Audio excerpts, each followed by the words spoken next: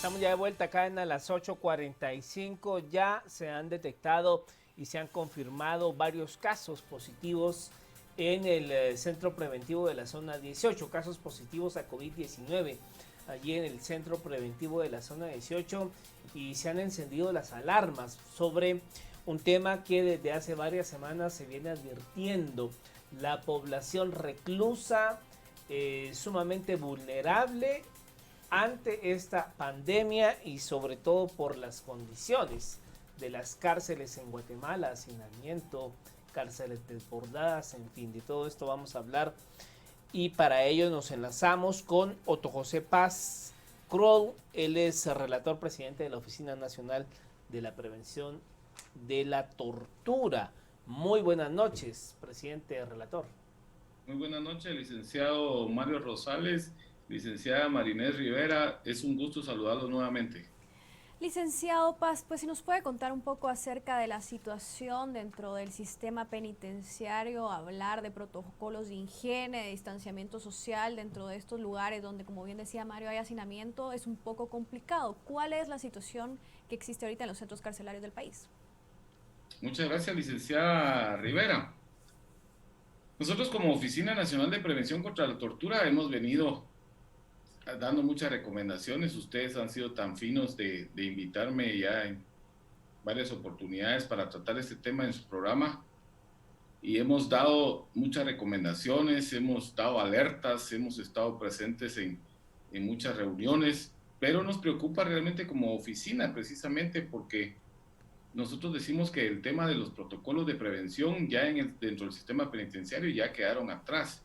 Ahorita son protocolos reactivos que se deben de encender las alarmas correspondientes, que a partir de hace 15 días, cuando aproximadamente ya se oficializó el primer caso, que fue en Quetzaltenango, pues ya las alarmas deberían de estar encendidas. Lo que usted decía era sumamente importante. Yo quisiera que ustedes conocieran los datos estadísticos. Les hablo de cifras aproximadas porque es un poco variable. Recuerden que es un preventivo. Días amanece una cifra de privados y el día siguiente puede variar. Es poco lo que varía, pero es relativo. En el anexo B, que tenemos una capacidad para 240 privados de libertad, actualmente hay 494 privados. En el sector 1 tenemos 531 privados de libertad, y en el Hospitalito teníamos 66 privados de libertad. Licenciada Rivera y licenciado Rosales, le hablo de estos dos temas porque es donde se ha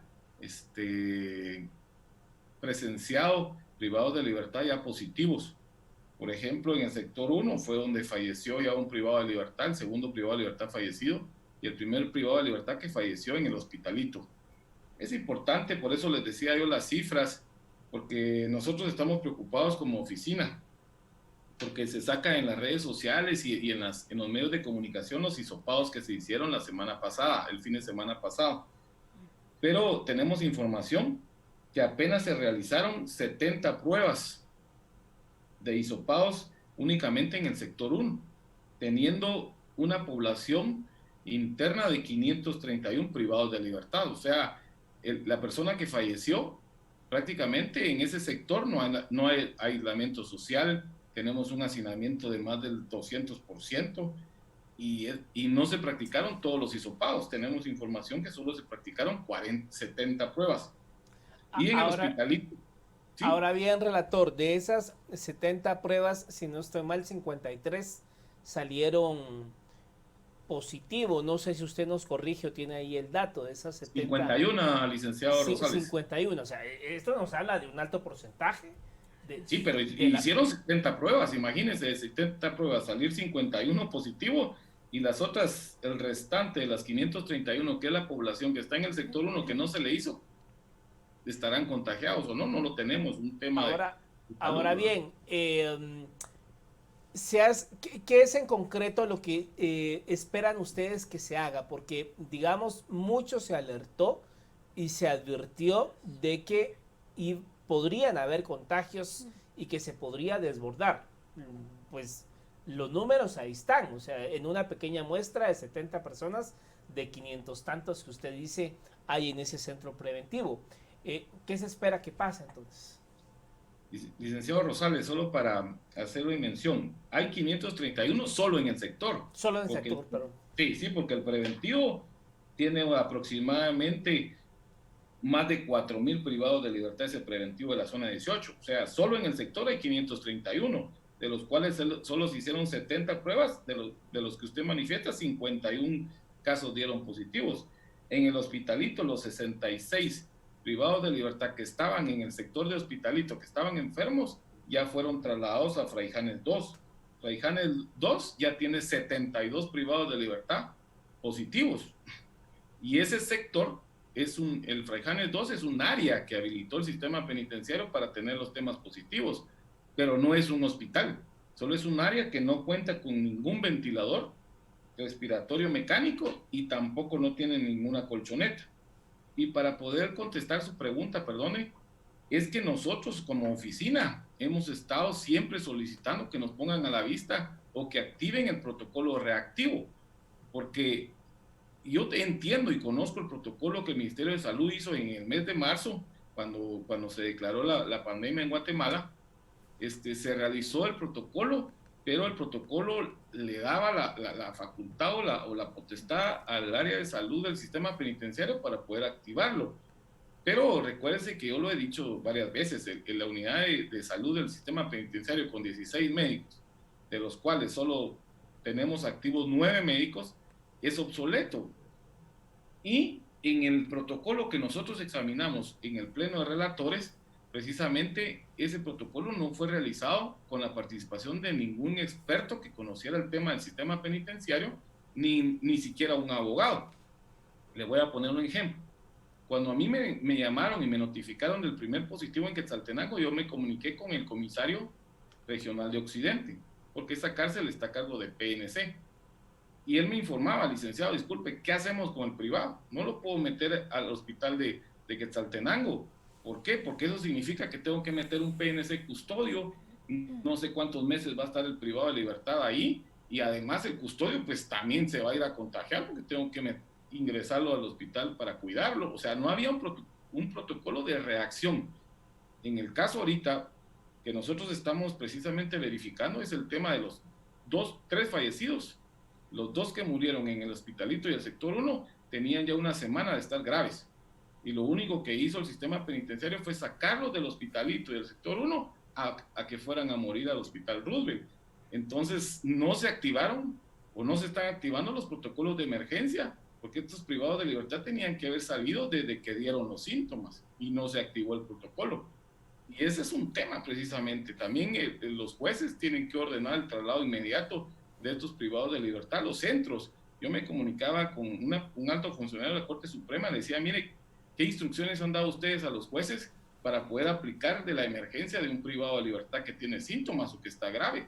Pero tampoco tiene Corte Suprema de Justicia un protocolo para atención de privados de libertad. Y digo no atención porque ellos, pues, el privado de libertad está bajo la competencia de un juzgado y ellos tienen que ordenar a veces el traslado inmediato para un centro asistencial, licenciado Rosales. Relator, pero entonces en ese sentido, por ejemplo, ¿hay algún tipo de protocolo dentro de los centros carcelarios de tipo de clasificación médica? Por ejemplo, hay pacientes asintomáticos, hay pacientes que están más graves que otros. ¿Hay algún tipo de clasificación, aparte de lo que usted ya mencionaba, como centros carcelarios específicos, como es el de Fraijanes, para atender a los pacientes?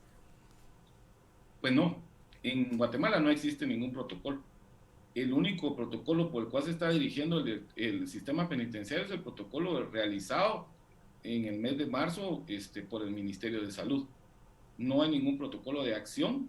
Hemos estado nosotros ahí siempre cerca y recomendando, convocando a las instituciones para poder reunirnos y realizar un trabajo ya de activar protocolos. No hemos recibido eco, hemos mandado las recomendaciones a Naciones Unidas, hemos recomendado al Subcomité Nacional de Prevención contra la Tortura para que mande precisamente al Estado de Guatemala las recomendaciones urgentes para poder activar los protocolos con respecto a privados de libertad.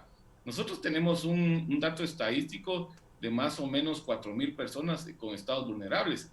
A mí me preocupa un poco en el tema de que 2 privados de libertad ya tenían enfermedades preexistentes. Por ejemplo, el último que falleció creo que tenía diabetes. Y nosotros tenemos un listado de muchas personas que tienen diabetes y que donde se contagian del virus, pues prácticamente las personas van a fallecer.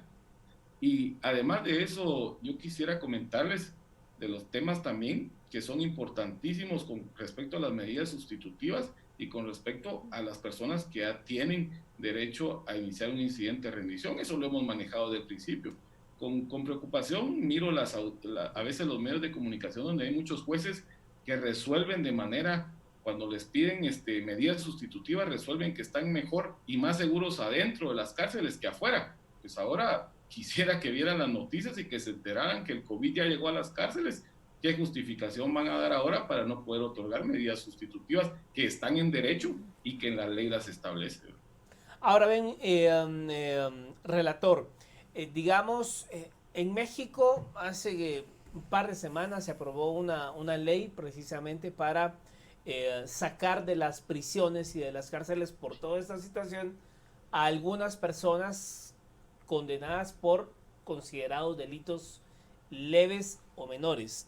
¿Qué criterios se pudiese utilizar en Guatemala? Hay quienes dicen que no sería esa vía, sino que mejor facilitar arresto domiciliar para poder pues desfogar un poco las cárceles. ¿Cuál cree usted que pudiese ser? ¿Una mezcla de ambas o encontrar otra figura? ¿Cuál cree usted que podría ser una vía para darle solución a esto? Muchas gracias, licenciado Rosales. Si usted se recordará en el anterior tema, nosotros como Oficina Nacional de Prevención contra la Tortura, de los 5 relatores que somos, los 5 tuvimos el criterio, hicimos una propuesta de una iniciativa de ley de excarcelación.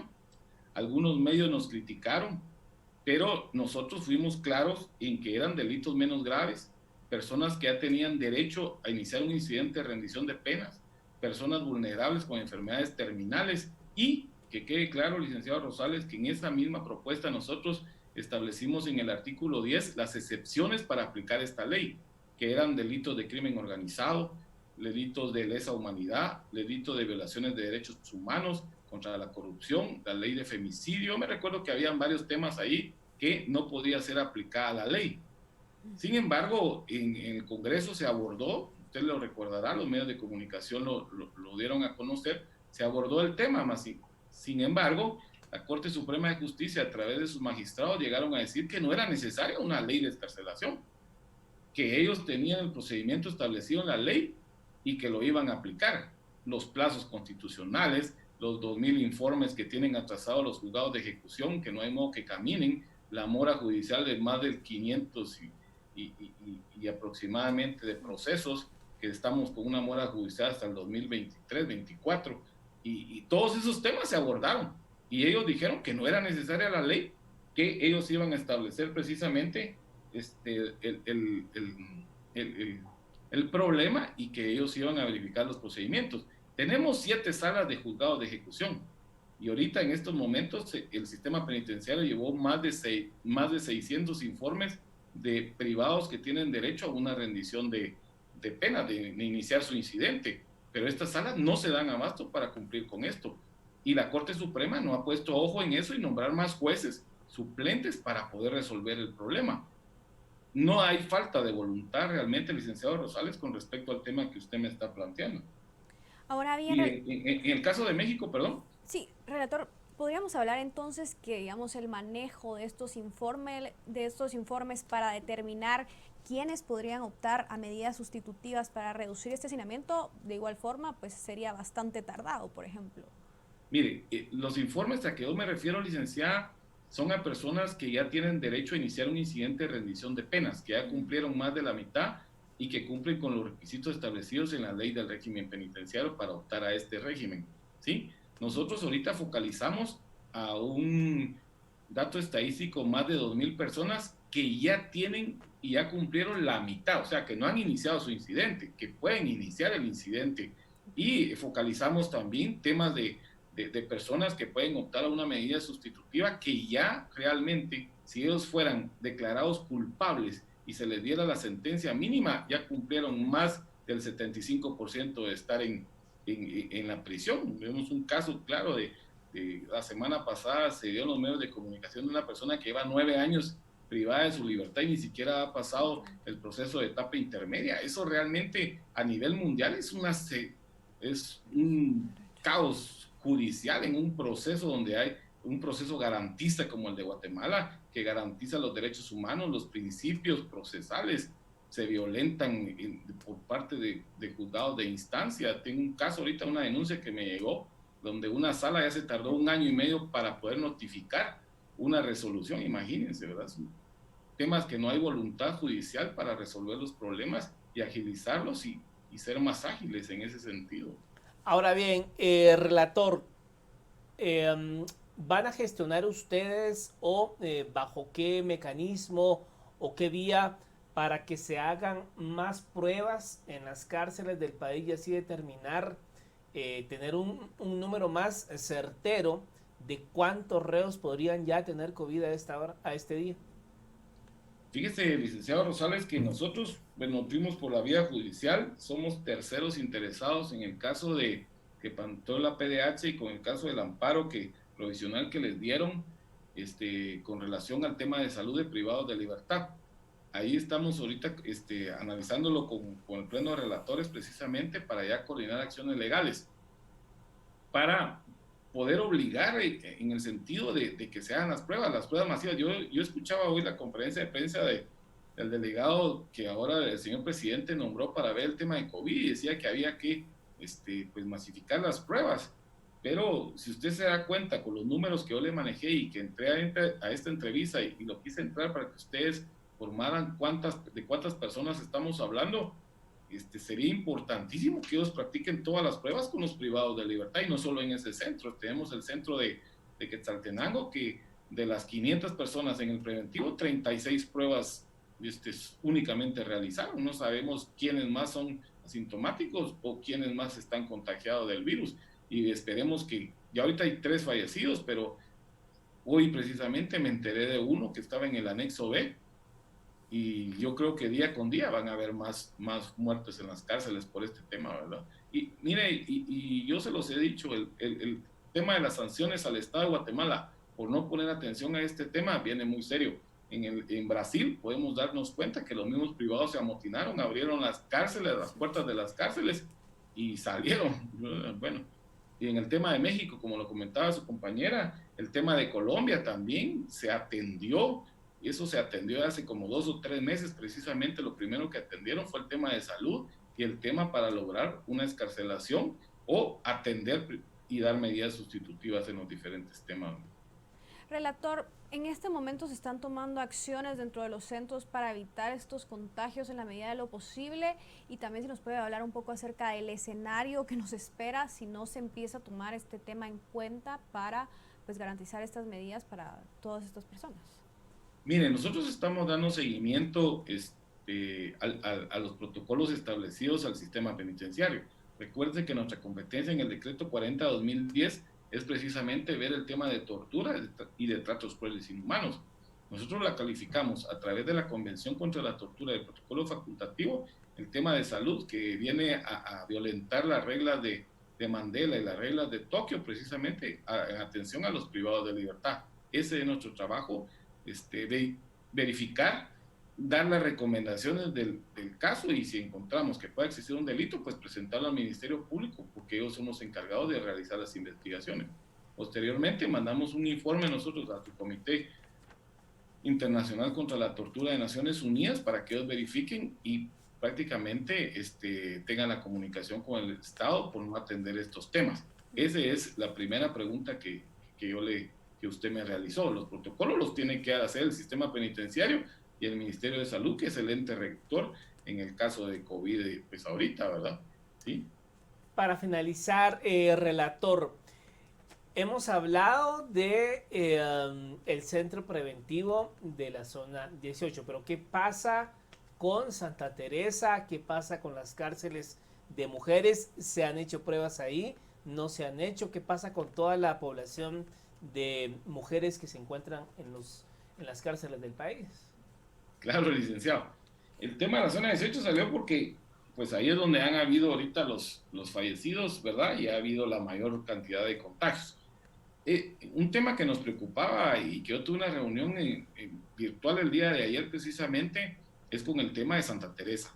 Santa Teresa actualmente en esta semana, no sé cuántas, 2 o 3 privadas de libertad, una creo que fue, dio a luz su bebé y tenían miedo de trasladarla a un hospital para poder pues, que ella tuviera su labor de parto y volver a regresar nuevamente con el bebé contagiado. No se han tomado las medidas, se habló con funcionarios del sistema penitenciario y dijeron que el cuarto que sirve para poder realizar la visita conyugal, ese cuarto lo iban a utilizar para encuarentenar a la privada de libertad con su bebé recién nacido. Ahora, el tema es que tenemos más de 75 niños acompañando a sus madres de privada de libertad en Santa Teresa. Y ahorita, pues prácticamente el contagio ya está en la zona de 18 y esperamos que se protejan a esta niñez, ¿verdad? Se ha tenido en comunicación con CBS para ver los temas precisamente en qué puedan ayudar a ellos, a esta niñez. Hemos hablado con PGN, hemos hablado con muchas instituciones para que se protejan a esta niñez que está ahí prácticamente por azares del destino, porque ellos no están cumpliendo sentencia ni pena, lo único es que están acompañando a sus madres que puedan estar desarrollando un proceso penal. Ese es en el tema de Santa Teresa. En el tema del COF, ahorita lo que hicieron fue quitarle a la doctora, porque ellos tenían una doctora, pero a esa doctora la mandaron ahorita a atender a los positivos de Fraijanes y descuidaron el COF con el tema de doctora. Entonces ahí no tenemos un plan de acción o el protocolo preventivo que venía funcionando o que supuestamente estaba funcionando en el sistema penitenciario para atender la recomendación del Ministerio de Salud, tampoco lo tenemos. Puerto Barrios no tienen médico tampoco. Es un enfermero que está ahí. Zacapa, los Jocotes tampoco tienen médico y estamos en espera y en coordinación. Yo me comunico con los centros de salud de los diferentes departamentos para ver si no han sido llamados ellos a realizar hisopados dentro de las cárceles donde existen las cárceles.